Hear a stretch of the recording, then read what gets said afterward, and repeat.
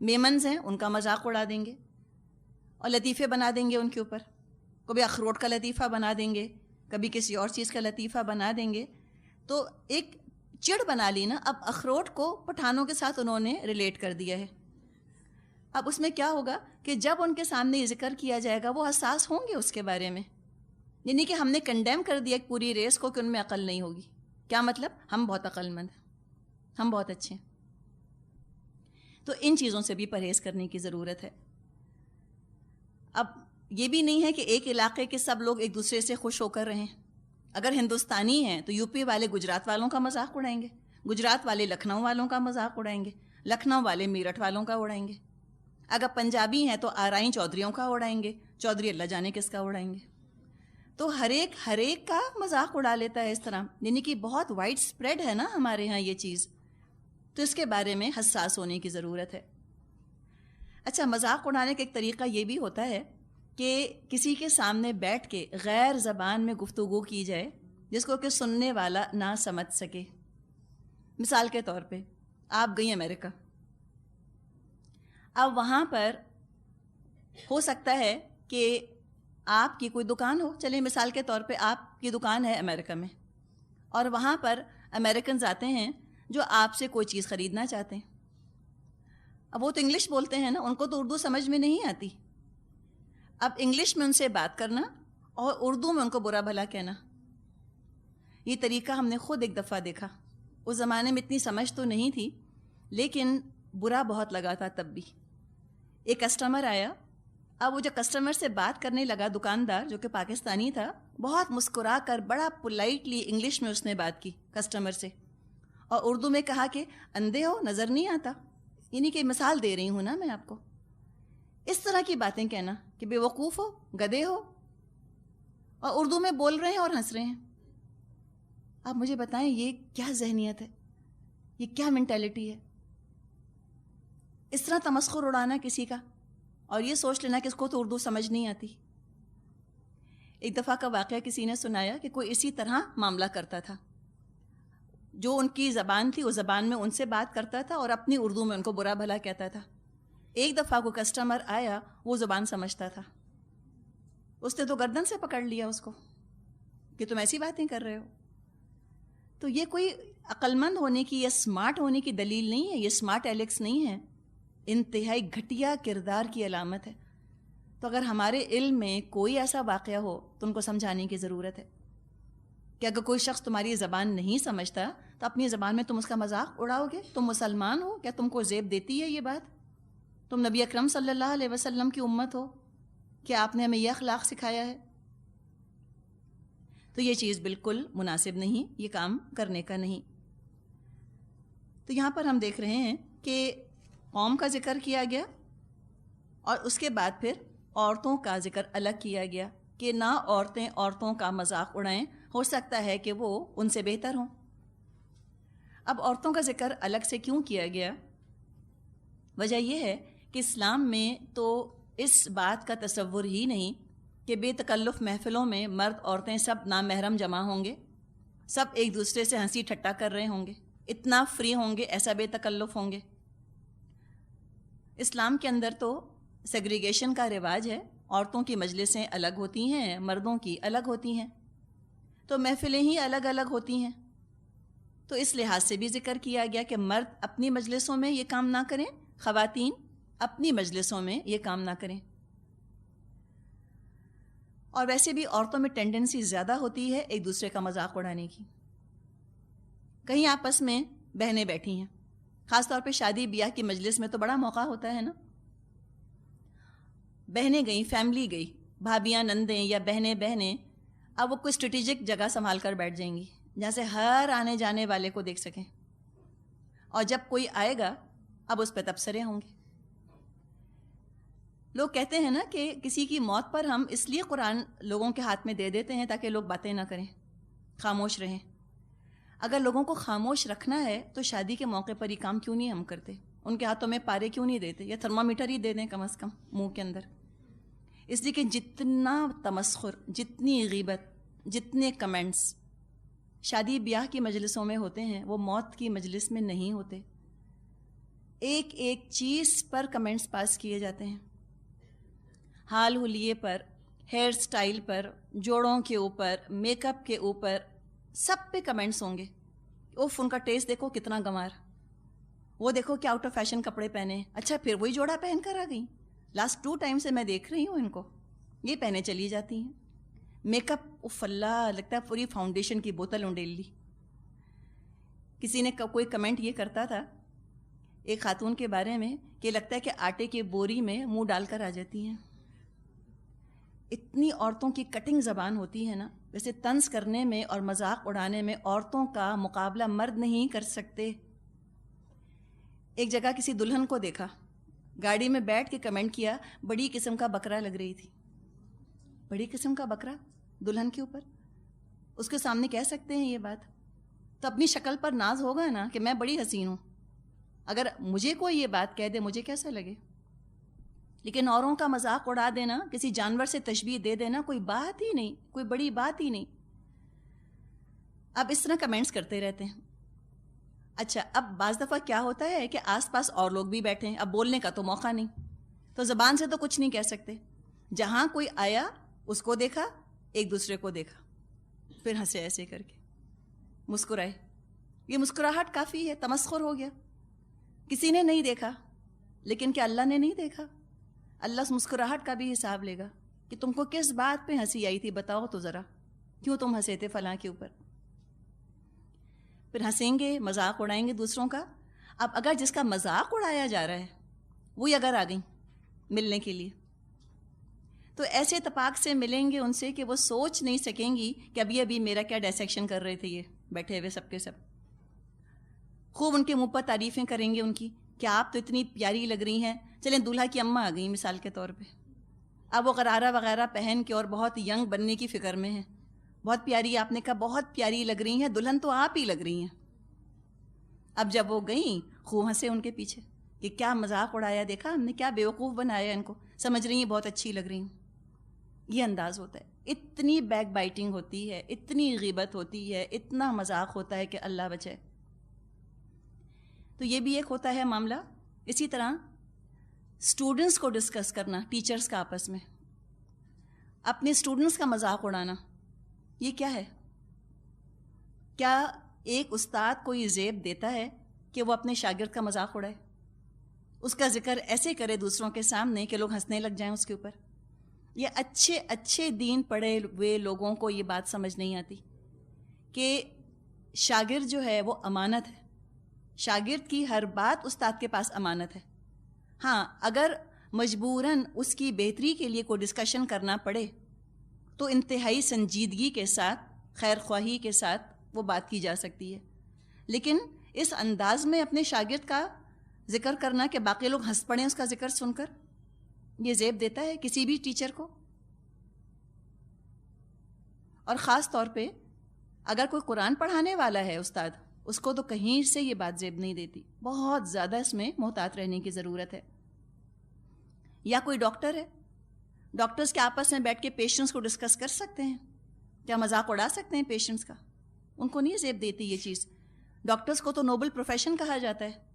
اس قدر اللہ تعالیٰ نے آنریبل ان کو ایک جاب دیا ہے، پروفیشن دیا ہے، تو وہ نہیں آپس میں ڈسکس کر سکتے اس طرح مریض کو مذاق اڑانے کی نیت سے. ہاں اس کی بہتری ہے، کوئی اس کا ڈائگنوسس ہے جو ڈسکس کرنا ہے، وہ کوئی اور چیز ہے، لیکن مذاق نہیں اڑایا جا سکتا. تو یہاں منع کر دیا گیا ہے، دیکھو کوئی تم میں سے کسی کا مذاق نہ اڑائے. پھر فرمایا وَلَا تَلْمِزُوا أَنفُسَكُمْ، اور آپس میں ایک دوسرے پر تان مت کرو.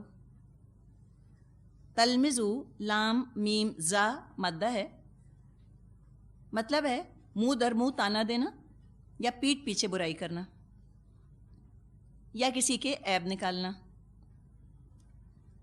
30 پارے میں صورت آتی ہے نا، وَيْلٌ لِكُلِّ ہُمَزَةٍ لُمَزَةٍ، ہلاکت اور بربادی ہے اس کے لیے جو کہ منہ در منہ تانا دے یا عیب نکالے. تو یہ عیب نکالنا، یہ تانا دینا، ٹونٹ کرنا، طنز بھی ہوتا ہے، تانا بھی ہوتا ہے. تو بہرحال مراد کیا ہے کہ اس کا تعلق ہے آمنے سامنے بیٹھ کے اور دوسرے کو ایسی بات کہنا جو اس کو اذیت پہنچا جائے. کسی عیب کی طرف کوئی اشارہ کر دینا اس کے، یا اسی کسی کمزوری کا ذکر کرنا، یہ ہوتا ہے تانا، یہ ہوتا ہے طنز۔ مثال کے طور پہ کوئی خاتون بیٹھی ہیں، بہت پیسے والی ہیں، اب ان کے سامنے ذکر کرنا کہ لو اب رشوتیں لے لے کر لوگوں نے خیراتیں کرنی شروع کر دیں، کوئی ڈونیٹ کرتا ہے اللہ کی راہ میں، بہت پیسہ دیتا ہے، اب اس کے سامنے بیٹھ کے یہ بات کہنا کہ ہاں حرام سے کماتے ہیں اور اوپر سے پھر بڑی بڑی خیراتیں کرتے ہیں، اللہ کیوں قبول کرے گا ان کی ایسی چیزیں؟ ابھی کس کو سنایا جا رہا ہے؟ یہ جو لوگ کہا ہے ان کو سنایا جا رہا ہے جو کہ سامنے بیٹھی ہیں۔ یا خاندانوں میں رواج ہوتا ہے، ایک لڑکی آئی شادی ہو کر، سسرال والے جو ہیں انہیں اپنے بارے میں کوئی زوم ہے کہ ہم بہت اعلیٰ خاندان سے تعلق رکھتے ہیں، ہم نوابوں کے خاندان سے ہیں، ہم تو ہمیشہ کے امیر ہیں، جدی پشتی ہم تو نواب ہیں۔ اب بہو جو آئی ہے اب اس کو باتیں سنائی جاتی ہیں بعض دفعہ کہ پتہ نہیں کس گھٹیا خاندان سے ہیں، اپ سٹارٹس، یہ ایک لفظ بڑا سننے میں آتا ہے، اپ سٹارٹس، یہ تو اپ سٹارٹس ہیں، انہوں نے کہاں زندگی میں کبھی پیسہ دیکھا لوگوں نے؟ ابھی سنایا کس کو جا رہا ہے؟ بہو کو سنایا جا رہا ہے، سب سمجھتی ہے وہ۔ تو یہ آمنے سامنے بیٹھ کے طنز کرنا، تانے دینا، کسی مثال کے طور پہ پیشے کا عیب دلانا کسی کو، مثال کے طور پہ ہو سکتا ہے کسی کا پیشہ ہو جس میں کہ وہ جوتوں کا کاروبار کرتے ہوں یا پرانے کپڑوں کا کاروبار کرتے ہوں، اب کسی کو اپنے پیشے کے بارے میں کوئی زوم ہو، ہمارا پیشہ بہت اعلیٰ ہے، مثال کے طور پہ ہم جیولرز ہیں، چلیں جیولری کا کام کرتے ہیں، ڈائمنڈز کا کام کرتے ہیں، اپنے بارے میں کوئی گمان ہے، کوئی زوم ہے، اب سامنے والے کو اس پہ اس طرح سے طنز کرنا کہ یہ موچی ہی تو ہیں، یہ تو جوتے ٹھیک کرتے ہیں، جوتوں کے کام کرنے والے، اس طرح کا انداز اختیار کرنا نا، یہ ہوتا ہے طنز، یہ ہوتا ہے تانا۔ تو اس طرح سے جب بات کی جاتی ہے تو یہ انداز، یہ زہر میں جو بجھی ہوئی زبانیں ہوتی ہیں نا، پوائزنس، دلوں کو چھید دیتی ہیں۔ دوسروں کی تعریف اس انداز میں کرنا کسی کے سامنے کہ سامنے بیٹھا ہوا شخص صاف سمجھ جائے کہ مجھ پر چوٹ کی جا رہی ہے، دل خون ہو جاتا ہے نا انسان کا۔ اور ایسا صرف وہی کر سکتا ہے جو خود احساس برتری میں مبتلا ہو، اپنے بارے میں جس کو گمان ہو کہ میں بہت اچھا ہوں، وہی دوسروں کے عیب اس کے سامنے ذکر کر کے اس کو شرم دلائے گا، عیب کا اظہار کر کے اس کو آر دلائے گا۔ بہادر شاہ ظفر کا ایک شعر ہے کہ نہ تھی حال کی جب ہمیں اپنی خبر، رہے دیکھتے اوروں کے عیب و ہنر، پڑی جوں ہی اپنی برائیوں پہ نظر، تو جہاں میں کوئی برا نہ رہا۔ آگے پیچھے ہو سکتا ہے الفاظ ہو گئے ہوں، مطلب یہ ہے اس کا، اپنے آپ کو انسان اگر دیکھتا رہے نا تو اوروں میں کیا عیب نظر آئیں گے؟ جو وقت دوسروں کے عیب چننے میں خرچ ہوتا ہے، اگر وہ اپنے آپ کو سدھارنے میں وہ وقت لگا دیں تو کتنے اچھے ہو جائیں۔ مثال کے طور پہ یہ دو عورتیں ہیں، اپنا گھر جو ہے وہ الٹا پڑا ہوا ہے، نہ جھاڑو ملی ہے، نہ باتھ روم دھلے ہیں، گندا میلا مٹی پڑی ہے، بے ڈھنگا پن ہے، اور وہ جو ہے وہ پڑوسن گھر پہ تبصرہ کرتی رہتی ہیں کہ دیکھو پڑوس کے یہاں تو یہ ہو رہا ہے، ان کی تو ڈرائی وے بھی صاف نہیں ہے، ان کے یہاں یوں پتے پڑے ہیں، ان کے تو فلاں جگہ یہ مسئلہ ہے، ان کے تو صوفوں کا کپڑا پھٹا ہوا ہے۔ اتنا وقت جو پڑوسن کے گھر پہ تبصرہ کرنے میں لگایا، اگر یہ وقت اپنے گھر کو صاف کرنے میں استعمال کر لیتی تو بہتر نہ ہوتا؟ تو یہ شخصیت کا معاملہ ہے، بجائے کہ اوروں کی شخصیت کے عیب ڈھونڈتا رہے انسان، کیوں نہ اپنے آپ کو بہتر کر لے؟ نبی اکرم صلی اللہ علیہ وسلم نے فرمایا ہے، طوبی لمن شغلہ عیبہ عن عیوب الناس، خوشخبری ہے اس شخص کے لیے کہ جس کو اس کے اپنے عیب اتنا مشغول کر لیں کہ اس کو لوگوں کے عیب نظر ہی نہ آئیں۔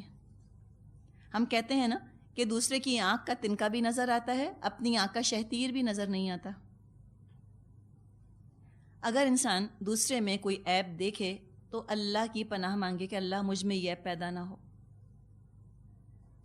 مثال کے طور پہ دو لوگ ہیں، ایک شخص کے منہ پر کچھ کالک لگ گئی ہے، اور جب آپ اس کو دیکھیں گے آپ خود بخود اپنے منہ کو صاف کر لیں گی، آپ کو یہ خیال آئے گا کہیں میرے منہ پہ تو نہیں لگی ہوئی کالک، تو انسان اپنے آپ کو سدھار لے، اپنے آپ کو ٹھیک کر لے۔ لیکن کچھ لوگ ہوتے ہیں بس وہ دوسروں کے عیب جمع کرتے رہتے ہیں۔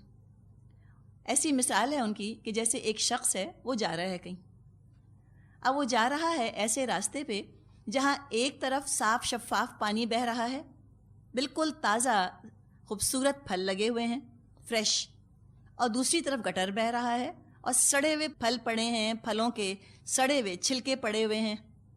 اب اس کے پاس چوائس ہے کہ وہ یا تو صاف پانی اور تازہ پھل اٹھا لے، جمع کر لے اپنے دامن میں، یا وہ گٹر کا پانی اور سڑے ہوئے پھل جمع کر لے۔ اب ایک شخص ہے، وہ گٹر کے پانی سے گلاس بھر لیتا ہے، وہ اپنے پاس رکھ لیتا ہے، پھر آگے جاتا ہے، اس کو وہ آم کے سڑے ہوئے چھلکے نظر آتے ہیں، نیلی نیلی مکھیاں بھنک رہی ہیں اس کے اوپر، اس نے وہ آم کے سڑے ہوئے چھلکے لیے، وہ بھی اپنے پاس رکھ لیے۔ پھر کہیں کیلے کا چھلکا نظر آیا، وہ بھی اس نے لے کے رکھ لیا۔ جو گندگی نظر آئی سب چن چن کے جمع کر لی اس نے۔ مجھے بتائیں کیا حال ہوگا اس شخص کا؟ کتنی بو آئے گی نا اس میں سے۔ یہی حال اس شخص کا ہے کہ جو اوروں کی برائیاں چن چن کے اپنے دماغ میں جمع کرتا رہتا ہے۔ اس کا دماغ کتنا سڑا ہوا ہوگا، کتنا گندا ہوگا اندر سے وہ شخص، کیسا بدبودار ہوگا۔ اور اتنے گندے، اتنے بدبودار دماغ اور دل کے اندر پھر تقویٰ کہاں سے آئے گا؟ اللہ کہاں سے آئے گا اتنے گندے دل کے اندر؟ تو کیوں نہ انسان لوگوں کی خوبیوں پہ نظر رکھے، ان کی اچھائیوں کو دیکھ لے، بجائے کہ تلمزوا انفسکم۔ تلمزوا انفسکم بھی آپ دیکھیں کیا بات اللہ تعالیٰ نے فرمائی ہے۔ یہ نہیں فرمایا کہ لا یلمزوا بعضکم بعضا، کہ تم ایک دوسرے پر عیب مت لگاؤ، یہ نہیں فرمایا، بلکہ فرمایا کہ تم اپنے اوپر عیب مت لگاؤ۔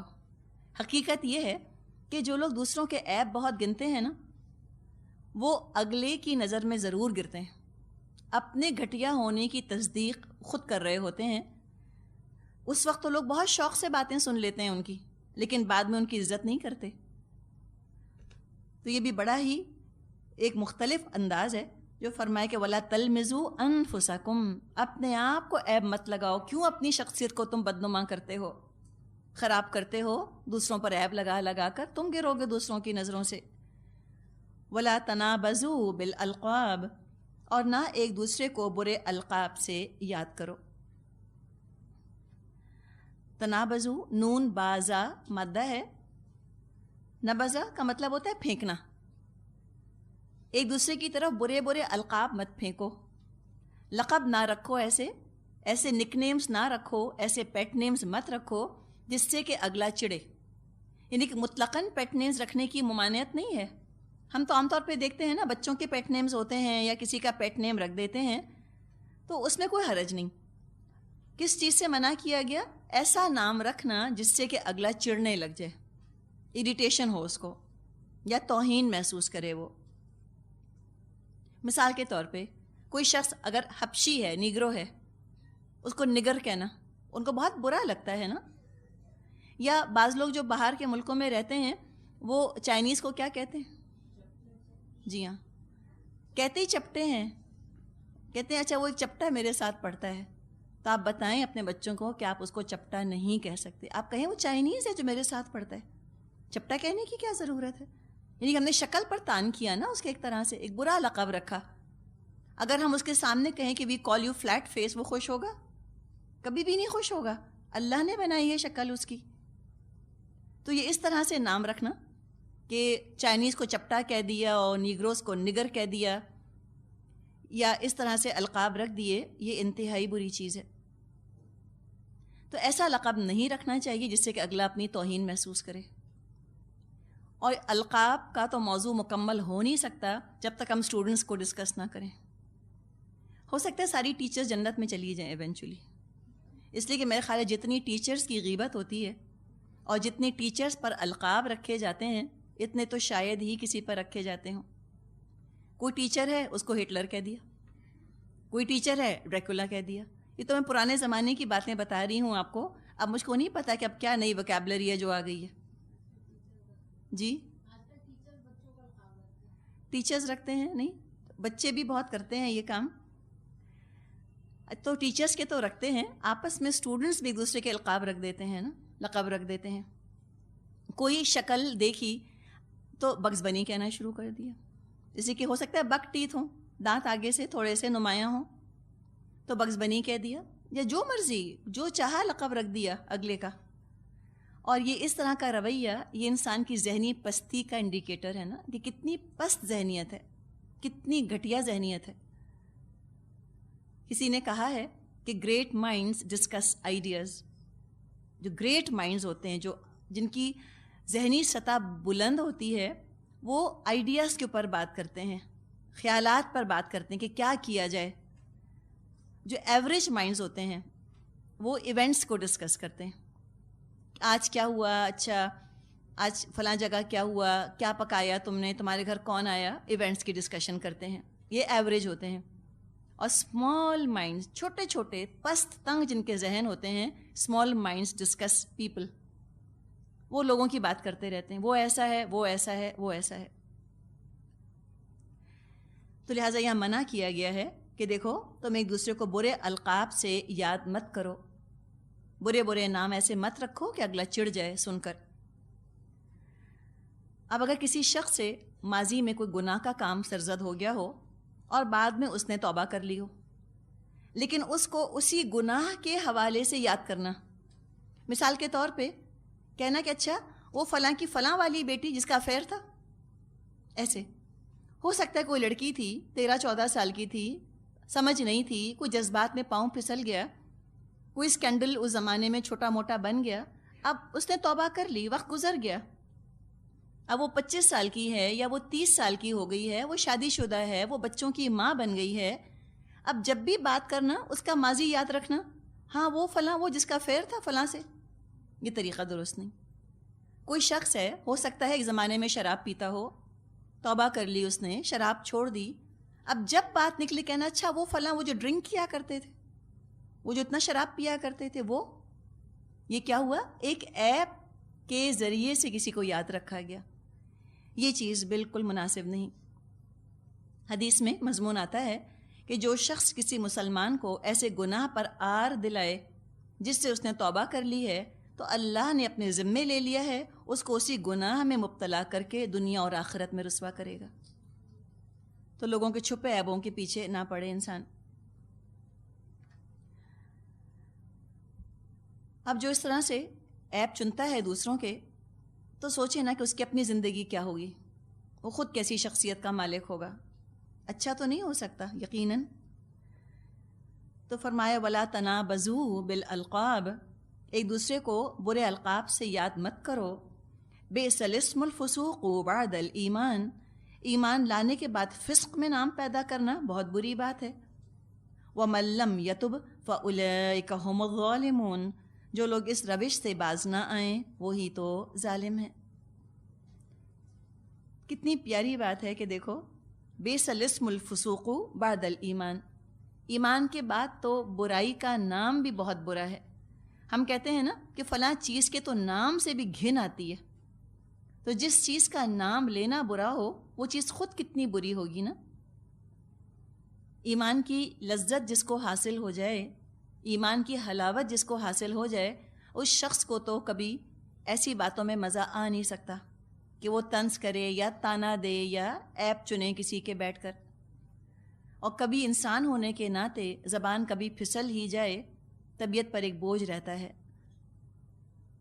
اور جس نے یہ کام شروع کیا، جس نے تانے پر زبان کھولی، طنز پہ زبان کھولی، تمسخر اڑایا یا اس طرح سے کوئی برا لقب رکھا، یوں سمجھیں کہ اس نے محبت کی جڑ پر کلہاڑا چلا دیا۔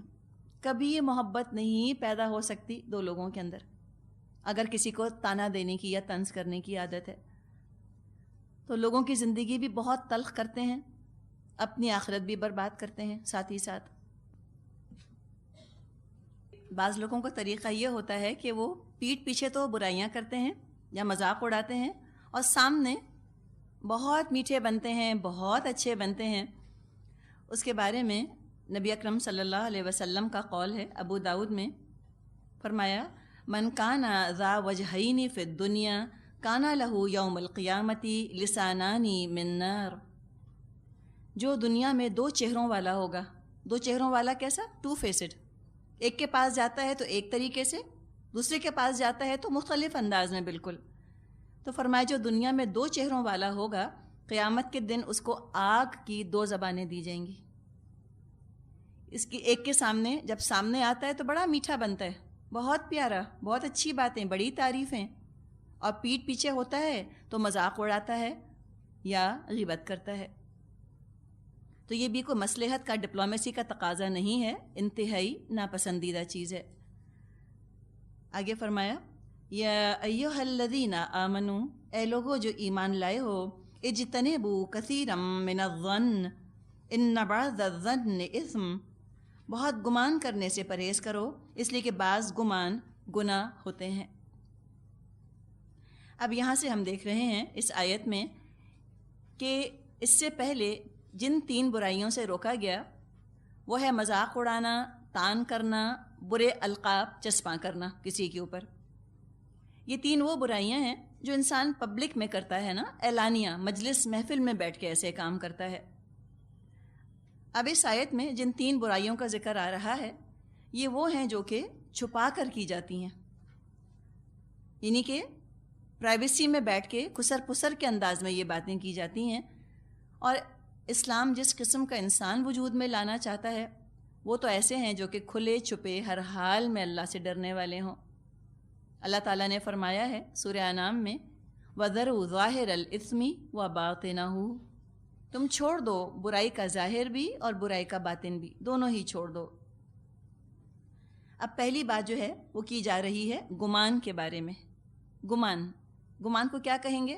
ازمپشن، سسپیشن، ٹھیک ہے، سسپیشن شک کو ہم کہیں گے نا، گمان کیا ہے؟ ازمپشن ہے، دراصل ازیوم کرنا کوئی بات۔ یہ جو گمان ہے، گمان کا سب سے جو سمجھیں کہ بنیادی تعلق ہے وہ انسان کی اپنی ذات کے ساتھ ہے نا۔ پہلے آپ خود کسی کے بارے میں کوئی بات ازیوم کرتے ہیں، کوئی بات آپ سوچتے ہیں کسی کے بارے میں، گمان کرتے ہیں کسی کے بارے میں۔ اب انسان جس کے بارے میں جو گمان کرتا ہے، جو انسان اس کو جو سمجھتا ہے ویسا ہی اس کا رویہ بنتا ہے۔ اگر آپ کسی کو اچھا سمجھتے ہیں آپ کا رویہ پلیزنٹ ہوگا، اس کے ساتھ خوشگوار ہوگا۔ اگر آپ کا کسی کے بارے میں برا گمان ہے آپ کا رویہ خوشگوار نہ ہوگا۔ تو رویے میں بھی وہ چیز جھلکے گی، باڈی لینگویج میں بھی جھلکے گی، اور زبان سے بھی اس کا اظہار ہوگا۔ تو گمان کے بارے میں یہاں ہمیں محتاط کیا جا رہا ہے، خیالات کے بارے میں، ازمپشنز کے بارے میں۔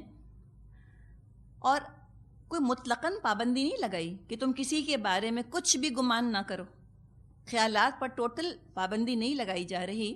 خیالات تو آتے جاتے رہتے ہیں دماغ میں، اگر تجربے کی بنیاد پر، ایکسپیرینس کی بیسس پر کوئی بات پروو ہو چکی ہے، ثابت ہو چکی ہے، مثال کے طور پہ کسی نے اگر آپ کی ذات کو نقصان پہنچایا ہے، تجربے نے بتا دیا ہے آپ کو، اب اس کے بارے میں برا گمان رکھنے میں آپ جسٹیفائیڈ ہیں، آپ کو حق ہے کہ آپ اس کے بارے میں برا گمان رکھیں، وہ تو گناہ نہ ہوگا۔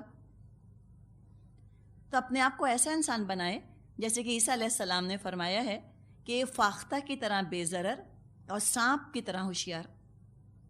بے ضرر تو ہو لیکن انسان ہوشیار بھی بہت رہے، محتاط رہے۔ نبی اکرم صلی اللہ علیہ وسلم نے فرمایا ہے مومن ایک سوراخ سے 2 دفعہ نہیں ڈسا جاتا۔ ایک سے اگر برا تجربہ ہو گیا ہے آپ دوبارہ اپنے آپ کو اس کے رحم و کرم پہ نہیں چھوڑتا۔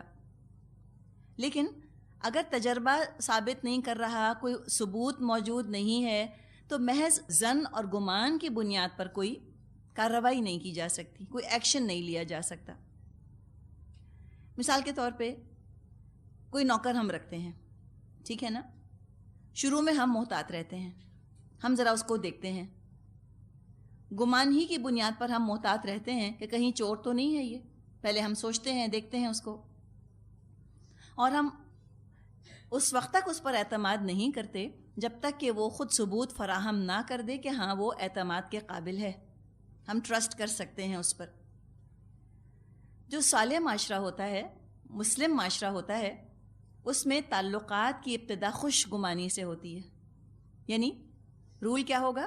انسنٹ ٹل پروون گلٹی، کہ یہ یقیناً یہ بے گناہ بے قصور ہے، ہاں کوئی کام اس نے ایسا کر دیا تو پھر ہم اس کو قصوروار ٹھہرائیں گے۔ یہ صالح معاشرے کا رویہ ہوتا ہے۔ اور جو معاشرہ فسادی ہو جاتا ہے، جس میں فساد عام ہو جاتا ہے، وہاں پھر یہ پہلا والا اصول بن جاتا ہے کہ گلٹی ٹل پروون انوسنٹ. ہم بھروسہ نہیں کریں گے اس پہ جب تک کہ یہ اپنی بے گناہی کا ہمیں کوئی ثبوت فراہم نہ کر دے.